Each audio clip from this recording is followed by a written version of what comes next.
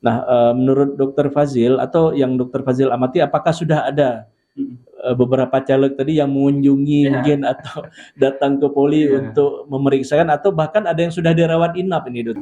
Dan yang paling sering kasusnya itu ketika muncul keluhan misalnya tidak terpilih seperti ini, hal yang paling pertama dia alami adalah sulit tidur malam. Ngobrol bareng Dokter Popon. Assalamualaikum warahmatullahi wabarakatuh. Saya Dr. Popon yang akan memandu podcast kita pada sore hari ini. Apa kabar sahabat alternatif? Ya, mudah-mudahan kita selalu diberikan kesehatan ya dan kekuatan oleh Allah Subhanahu wa taala sehingga dapat melakukan berbagai aktivitas kita sehari-hari. Nah, baik sahabat alternatif, alhamdulillah pada kesempatan hari ini bersama saya sudah hadir narasumber kita Dr. Fazil Amris, SPKJ. Beliau adalah dokter spesialis kesehatan jiwa yang saat ini bekerja di Rumah Sakit Jiwa Provinsi Aceh. Nah, beliau juga saat ini menjabat sebagai Ketua KSM Psikiatri ya di Rumah Sakit Jiwa Aceh, dan beliau juga sekaligus menjabat sebagai Kepala Instalasi ya Rehabilitasi Psikososial. Apa kabar Dokter Fazil? Alhamdulillah baik. Ya, senang sekali Dokter Fazil sudah tiba ke tempat kita ya, Dokter Fazil. Setelah beberapa kali mungkin kita rencanakan, tapi alhamdulillah hari ini beliau berkesempatan. Nah, pada kesempatan hari ini kita sedikit akan berdiskusi, Dokter Fazil, melihat ada satu fenomena pesta demokrasi di 14 Februari yang lalu. Nah, kalau orang lain mungkin masih membahas tentang quick count ya, real count. Nah, kita ini sedikit membahas terkait tema kesehatan, mungkin bagaimana kita mengelola stres pasca pemilihan presiden dan juga pemilihan calon legislatif. Nah, Dr. Fazil, ini menarik kita melihat bahwa untuk seseorang yang akan maju di pemilihan legislatif itu tentu saja tidak serta-merta hari ini dia daftar kemudian terpilih dan lain sebagainya, tapi ada mekanisme-mekanisme di luar sana yang sudah jauh-jauh hari dipersiapkan oleh para calon legislatif tadi yang akan duduk di DPRK, DPRA, DPR RI, bahkan di DPD tingkat pusat. Nah, ini juga dengan penuh perjuangan tentu saja, seperti yang sering kita dengar, mungkin dompet terkuras ya, kursi nggak dapat, stres lagi ya. Nah, ini mungkin Dokter Fazil, sebelum kita membahas lebih lanjut, mungkin Dokter Fazil bisa menceritakan nih ke sahabat alternatif apa itu sebenarnya stres itu apa sih, Dokter Fazil? Ya, terima kasih pada Dokter Popon atas kesempatan saat ini.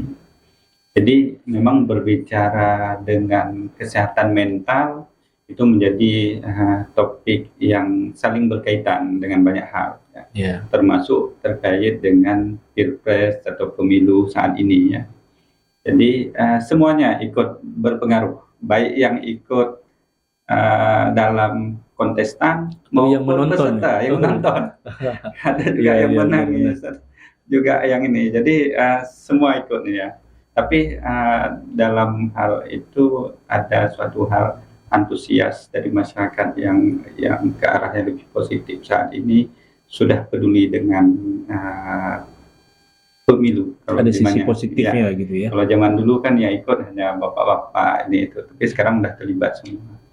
Namun di samping itu ada reaksi, ada efek samping atau ada efek lanjutan yang memang dari sudut kesehatan mental. Dalam hal ini kita bahas misalnya reaksi stres. Jadi reaksi stres itu suatu keadaan sebetulnya normal, reaksi normal. Jadi ketika ada suatu masalah, kemudian dihadapi, kemudian dia kembangkan mekanisme copingnya, pertahanan emosinya, dan ketika dia berada dalam keadaan yang sangat kritis secara psikologis, disitulah muncul reaksi stres. Nah, ketika berlangsung lebih dari 1 jam, jadi hari, Iya. kemudian minggu, kemudian bulan dan tahun, inilah yang jadi patologis atau menjadi penyakit yang harus kita antisipasi, apalagi yang berkaitan dengan Iya. pemilu saat ini. Iya, iya. Kita tahu pemilu itu mahal, Iya. jadi biayanya, kemudian tenaganya. Jadi memang untuk ikut pemilu siap menang siap kalah. Itu modal yang harus dikembangkan di awal. Iya, iya. Untuk para Caleg caleg. ini ya. Itu modal Siap awal. menang dan siap siap kalah. kalah. Siap gitu kalah. ya. Iya. Karena kalau nggak dikembangkan seperti itu, maka efek pasca pemilu itu jauh lebih, goncangannya lebih kuat, goncangan psikologisnya. Ya. Jadi kita tahu penyebab dari stres ini, yang pertama persepsi yang negatif. Iya. Jadi atau nama yang biasa kita pakai irrational belief. Jadi kepercayaan yang salah, yang belum terjadi. Iya, iya. Yang belum terjadi itu akan menghasilkan suatu cemas, atau yang sudah terjadi tapi dia respon dengan sesuatu yang mekanisme coping yang tidak adaptif. Adaptif itu intinya bisa beradaptasi. Jadi seseorang ketika menghadapi suatu masalah, sebenarnya kita itu bisa menghadapi seberat apapun masalah. Jadi seseorang menjadi depresi itu bukan berat atau tidaknya masalah sebenarnya, tetapi bagaimana dia menghadapi masalah itu, mengelola. Ya. Jadi sebetulnya lebih ke arah itu. Jadi itu yang penting yang harus kita kembangkan, termasuk bagi caleg nih saya ini. Ya. Jadi memang kita udah filter dari segi kesehatan mental mereka ketika mendaftar. Itu ada ikut tes MMPI. Waktu saat daftar sudah dimulai sebenarnya. Ya, sudah difilter, dan di situ ada sesi wawancara dengan psikiater juga. Di situ kita nilai. Namun seringnya ya karena yang berkaitan dengan biaya keuangan yang terlalu besar, itu sebetulnya mengalahkan banyak hal itu. Iya, Komponen-komponen lain dalam menyebabkan stres. Jadi itu. Karena tidak sedikit modal yang dikeluarkan ya Dr. Fazil terkait baliho yang besar, mungkin kemudian biaya kampanye dan lain sebagainya. Itu sangat besar. Berarti dari saat si caleg ini mendaftar dia sudah terpapar ya dengan Dr. Fazil dan tim ini mungkin tim psikiatri sudah baik itu secara MMPI tadi menjawab soal dan juga interview. Artinya mungkin sudah bisa dilihat mekanisme si caleg tadi dan mungkin ada prediktif bahwa jangan-jangan beberapa calon nama tadi kalau dia tidak terpilih nanti akan ada mekanisme ini, artinya sudah bisa diprediksi, diantisipasi di awal ya. Nah menarik Dr. Fazil bahwa semua kita akan merasakan stres ya, tapi stres yang biasa-biasa itu mungkin masih bisa tertanggulangi, tapi yang jadi masalah ini kalau stres tadi menjadi patologis ya, atau sudah berhari-hari bahkan bertahun-tahun, ini yang menjadi sumber masalah.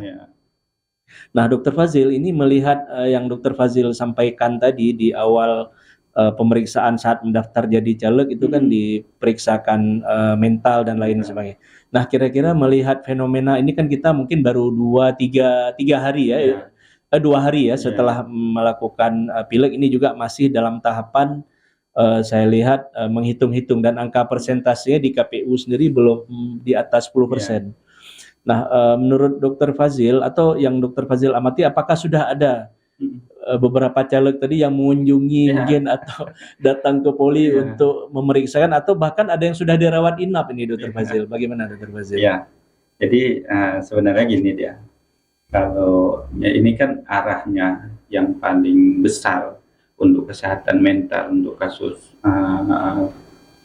pemilu itu ke arah depresi, depresi atau cemas berlebihan, itu paling besar.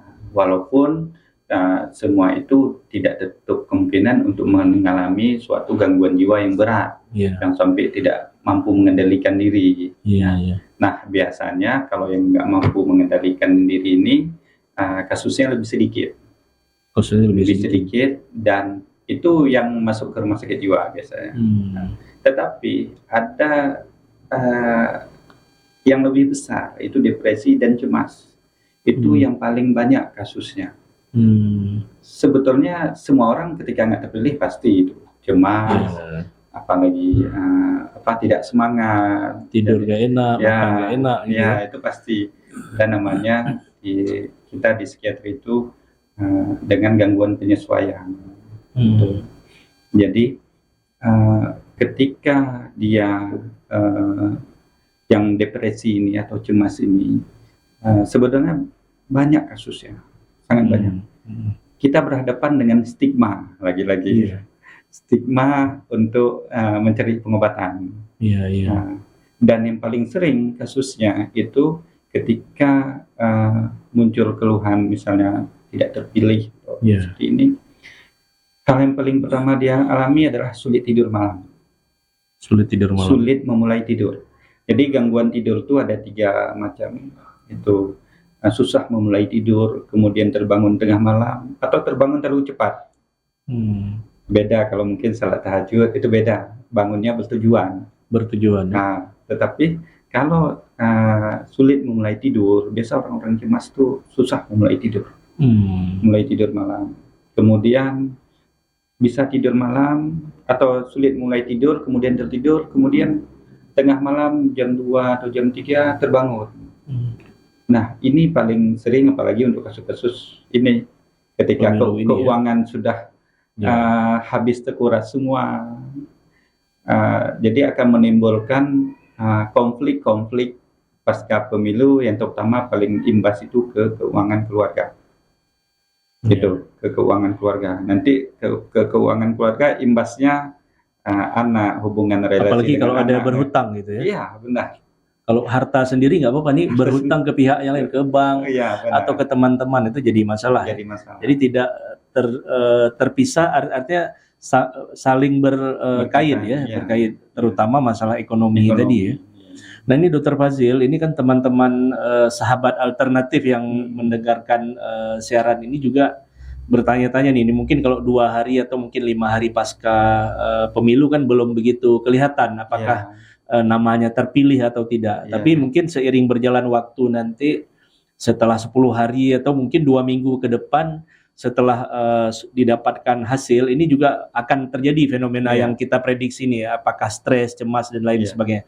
Nah ini sahabat alternatif mungkin kita coba dengarkan ya dari Dokter Fazil. Selain gangguan tidur tadi Dokter Fazil, kira-kira ada keluhan lain yang bisa diamati oleh orang-orang yang berada di sekitar si caleg sehingga pada saat mereka melihat kondisi tadi mereka sudah mewanti-wanti atau sudah bisa menjadi pertanda bahwa wah ini ujung-ujungnya nih akan stres nih, akan ada sesuatu sehingga akan memilih untuk melakukan upaya-upaya konservatif dan mungkin konsultasi sama psikiatri atau bagaimana kira-kira. Jadi memang ketika apalagi saat ini masih fase perhitungan ya. Fase perhitungan. Perhitungan ini memang hal yang jadi untuk beban psikologis itu cemas. Cemas itu sangat menonjol. Kemudian sulit tidur. Kemudian pikiran jadi susah, gelisah, was-was berlebihan. Nah, ketika was-was berlebihan, sering sekali memunculkan peningkatan asam lambung. Ketika terjadi peningkatan asam lambung, kemudian menjadi gangguan pada lambung. Jadi saling berkait ya, orang cemas sama peningkatan asam lambung, orang kesakit mah gitu ya. Itu saya paling banyak dapat kasus yang seperti itu. Jadi bukan hanya pada pemilu saat ini, tetapi kalau ada orang yang berkaitan dengan hukum, bermasalah hukum atau masalah itu, yang paling sering itu gangguan pada lambung yang muncul kemudian datang ke rumah sakit biasanya muntah-muntah, kembung, mual, sudah ditangani oleh dokter, diberikan obat ini, tetapi keluhannya masih tetap bertahan. Jadi lebih ke psikosomatik. Benar. Dan itu paling banyak kasus. Jadi setelah kita tangani emosionalnya, ternyata lambungnya langsung membaik, langsung itu. Jadi itu kasus yang paling sering itu. Apalagi saat ini yang calon dari peserta pemilu ini kan usianya biasanya ada berbarengan dengan adanya kondisi fisik lain yang ada penyakit bermasalah. lain ya. Ya, misalnya darah tinggi, Iya. ada peningkatan gula darah atau tidak. Jadi pemberat. Jadi pemberat. Jadi itu ikut mengganggu, termasuk stres ini mengganggu kadar gula darah, tekanan darah. Jadi banyak hal. Memang sebagian memang menyimpulkan stres ini sumber dari semua penyakit, betul. Iya, betul. Stres ini. Jadi itu. Jadi tidak hanya di pemilu saja, di luar itu Di kalau luar kita punya masalah tentu saja bisa diamati oleh sahabat alternatif tadi dari keluhan-keluhan di perut ya, Di mungkin perut, ya, lebih iya. ke keluhan sakit emah dan lain, mungkin terkait gangguan tidur lagi. Gangguan tidur. Nah ini kalau ditemukan ya oleh keluarga sahabat alternatif yang mungkin keluarga terdekatnya menjadi caleg tapi tidak terpilih, keluhan-keluhan tadi kita dapati. Kalau secara pengobatan di rumah nih Dokter Fazil, apa yang mungkin bisa diberikan oleh keluarga untuk sebagai tata laksana awal sebelum mungkin pasien tadi dibawa ke rumah sakit? Ya. Ya, jadi memang untuk menangani dari awal sebelum mengikuti kontestan memang harus ditanam tadi siap untuk menang, siap untuk kalah. Itu prinsip dasar yang harus dikembangkan. Kemudian yang kedua, ketika udah seperti ini, kita udah masuk ke fase bagaimana mengelola yang udah terjadi ini. Jadi bisa dengan yang paling pertama itu memperbaiki irrational belief ya, kepercayaan persepsinya agar berpikir positif. Jadi apapun hasil yang didapatkan, itulah yang terbaik yang Allah berikan ke dia, walaupun saat ini itu bagi pemikiran kita itu sesuatu yang tidak baik, kan yang baik bagi pikiran kita terpilih. Tetapi kita harus menyadari Allah itu punya rencana untuk hambanya. Jadi mengambil hikmah, itu memperbaiki irrational belief-nya, persepsi, supaya kita tetap mempersepsikan yang baik. Kemudian yang kedua itu untuk membatasi berpikir hanya yang saat ini dan ke depan. Jadi saat ini dan ke depan, bukan yang masa lalu. Kalau yang masa lalu biasanya kita sering hanya bisa menghiasi masa lalu. Jadi itu yang jadi beban. Jadi langsung di waktu muncul pikiran itu langsung kita stop apa yang baik saya lakukan saat ini dan ke depan. Jadi bahkan jangan diingat-ingat yang sebelumnya, yang sudah berlalu. Yang saat ini apa yang terbaik saya lakukan. Kalau memang punya masalah keuangan, bagaimana mengatasinya, dan ya semua itu pelajaran, memang namanya pelajaran hidup. Dan yang paling bagus itu tidak jatuh ke lubang yang sama. Artinya memang banyak caleg yang mungkin berpikir sangat pede mungkin bahwa saya pasti akan terpilih nih, toh saya juga sudah top, terkenal dan lain sebagainya. Tapi ternyata pada saat kontes ini berlangsung dan diumumkan hasil ternyata tidak sesuai apa yang mereka harapkan, dan ini juga menjadi masalah jadinya kan. Karena mengingat begitu banyaknya ekonomi tadi ya, modal dan lain sebagainya yang sudah diberikan. Nah, pengalaman Dokter Fazil nih mungkin melihat fenomena beberapa kali pemilu, ada nggak peserta pemilu ini yang memang dari diskusi kita tadi mungkin kan ini membutuhkan waktu, mungkin sehari, 2 hari, 3 hari, mungkin 1 minggu, sampai mungkinlah kita perkirakan 1 bulan untuk menenangkan diri ya, menintrospeksi, kemudian melihat-lihat dan sambil mengambil hikmah pelajaran bagaimana di periode yang akan datang kalau ingin nyalek lagi mungkin. Melihat fenomena yang ada sekarang, mungkin apakah salah partai mungkin atau memang melakukan kampanye yang memang tidak kekinian, mungkin sudah ketinggalan zaman metodenya atau bagaimana. Ini juga kan menjadi introspeksi. Nah, pengalaman Dokter Fazil sendiri ada nggak yang kira-kira akibat kalah pemilu ini sampai harus dirawat, kemudian memang betul-betul jadi orang stres beneran yang di rumah sakit jiwa, atau bagaimana Dokter Fazil? Sebenarnya seperti yang saya sampaikan tadi, yang paling banyak itu cemas dan depresi. Cemas dan depresi ya. Cemas dan depresi ini biasanya mereka nggak mau dirawat di rumah sakit jiwa. nggak mau. Biasanya itu di rumah sakit umum daerah. Dan di situ karena tadi terbentuk stigma tadi ya. Kalau dibuat ke rumah sakit jiwa akan dipikir yang aneh-aneh lagi, ya. Malu jadi ya. Nanti periode depan nggak terpilih. Iya. Jadi ketika datang ke rumah sakit umum biasanya dengan problem fisik. Seperti yang tadi Ya, dispepsia, sakit mah tadi ya. sakit mah tadi ya, gangguan pada lambung. Dan ini juga penting diketahui oleh dokter-dokter di puskesmas yang di lini pelayanan dasar, bahwa kalau ada keluhan tadi dan ditanyakan mungkin ada anamnesa tambahan, ibu nyalek nggak atau bapak nyalek nggak gitu ya. Kalau itu ada bisa difikirkan kemungkinan bahwa ini ternyata bukan sakit lambung biasa, ini ada pencetus, ada hubungan gitu ya. Menarik nih ya. Dan stresor itu harus diselesaikan setidaknya, walaupun masalah itu nggak bisa kita selesaikan dengan ini, tetapi dengan pola pikir dia kita ada untuk mengelola pola pikir dia. Karena untuk untuk pemilu ini memang menjadi problem mahal. Ya. Pemilu itu mencapai kontestan itu mahal. Termahal di dunia mungkin ya. Mahal. Jadi berapa biaya yang dikeluarkan oleh pemerintah, berapa biaya yang dikeluarkan oleh masing-masing kontestan. Jadi itu yang jadi masalah memang, apalagi untuk kesehatan mental itu sangat berpengaruh. Jadi peran dari keluarga, anggota keluarga itu penting sekali ya. Caregiver, anggota keluarga bagaimana merangkul, mengajak diskusi. Jadi agar yang caleg ini yang tidak terpilih bisa mengelola emosinya, tidak terpendam pikirannya. Karena ketika dia terpendam pikirannya, maka akan terjadi